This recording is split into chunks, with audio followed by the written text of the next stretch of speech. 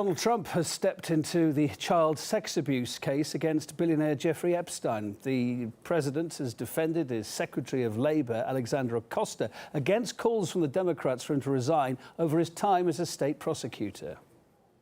He's been a really great Secretary of Labor. The rest of it we'll have to look at. We'll have to look at it very carefully. But you're talking about a long time ago. And again, it was a decision made, I think, not by him, but by a lot of people. So we're going to look at it very carefully. Jeffrey Epstein, a registered sex offender, is accused of trafficking and luring dozens of underage girls to his mansion. If found guilty, he could face up to 45 years in prison. Now the Democratic leadership is putting pressure on Trump and his team over the potential obstruction of justice. Secretary Acosta must step down. As U.S. attorney, he engaged in an unconscionable agreement with Jeffrey Epstein, kept secret from courageous young victims, preventing them from seeking justice. This was known by the President of the U.S. when he appointed him to the cabinet. I am calling on Secretary Acosta to resign. Instead of prosecuting a predator and serial sex trafficker of children, Acosta chose to let him off easy. Jeffrey Epstein, a billionaire caught trafficking underage girls between 2002 and 2005, has been arrested yet again, this time after horrendous new evidence came to light. Beginning in at least 2002 and continuing until 2005, Epstein is alleged to have abused dozens of victims. Epstein is well connected, and he's evaded these charges for years, thanks to a deal he made with Acosta when he was the U.S. attorney in Miami. Instead of being charged with sex trafficking and child rape, he only pled guilty to a lesser charge of soliciting prostitution from a minor. While serving his time, Epstein had up to 12 hours a day, 6 days a week as work release at his downtown office. He served only 13 months before then being released on probation. During his probation, Epstein took numerous trips to both the Virgin Islands and New York City in his private jet. And the new evidence has forced Acosta to now come forward and defend his decision to give such special treatment to a sexual predator. With the evidence available more than a decade ago, federal prosecutors insisted that Epstein go to jail, register as a sex offender, and put the world on notice that he was a sexual predator. Now that new evidence and additional testimony is available, the New York prosecution offers an important opportunity to more fully bring him to justice.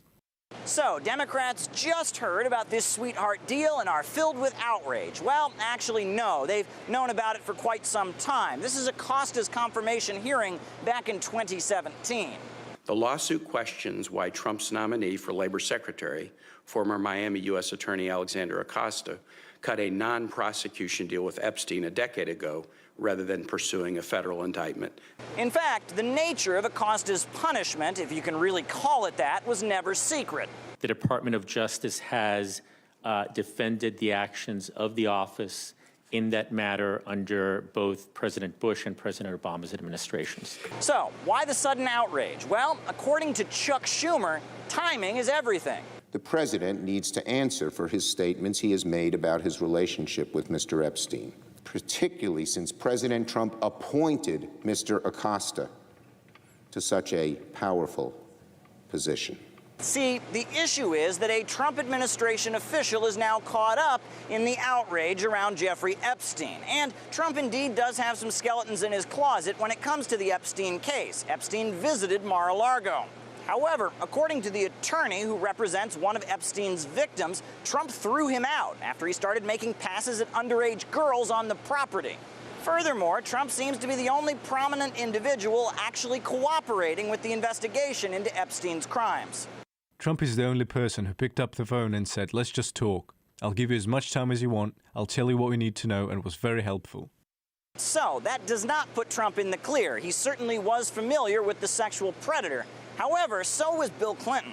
The former president actually took 27 different flights on Jeffrey Epstein's private airplanes, some of them without being accompanied by Secret Service. And there are rumors circulating that there were underage girls on the plane. Clinton had his Secret Service with him, and many times he did not.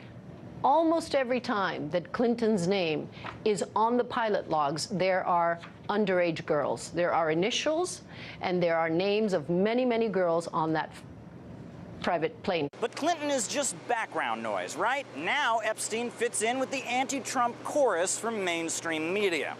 The federal sex trafficking case against Donald Trump's old friend Jeffrey Epstein. Ties to both the president and notably his labor secretary, Alex Acosta. The man who cut that deal with him, that was his job then, is now the labor secretary. He's got supporters that are part of this administration. So perhaps the victims in this case should be happy that Donald Trump was elected. After all, until Trump's name was brought in and attached to the case, there seemed to be far less interest and outrage about Epstein's atrocious crimes from certain voices. Caleb Maupin, RT, New York.